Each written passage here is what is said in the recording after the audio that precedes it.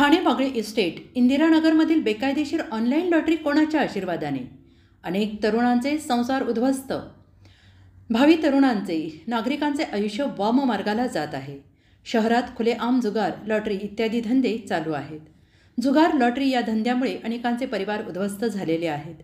ठाणे शहरात अवैध धंदे चालू आहेत. यावर कोणत्या प्रकारची कारवाई होणार का, याकडे ठाणे शहरातील नागरिकांचे लक्ष लागले आहे.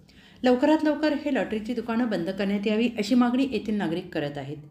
बेकायदेशीर लॉटरीचे अवैध धंदे कायमस्वरूपी बंद होणे आवश्यक आहे.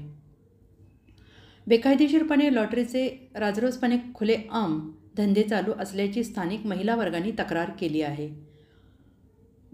या अवैध धंद्यांमुळे गोरगरीब महिलांचे संसार उद्ध्वस्त होण्याच्या मार्गावर असून तरुण युवा पिढीसुद्धा वाममार्गाला जात आहे. याची नोंद घेऊन तात्काळ महाराष्ट्र राज्य विभागाने कारवाई करून कायमस्वरूपी हे धंदे बंद करावेत आणि शासनाचे जे मोठ्या प्रमाणात नुकसान होत आहे तेही बंद करावे अशी मागणी येथील नागरिक करत आहेत.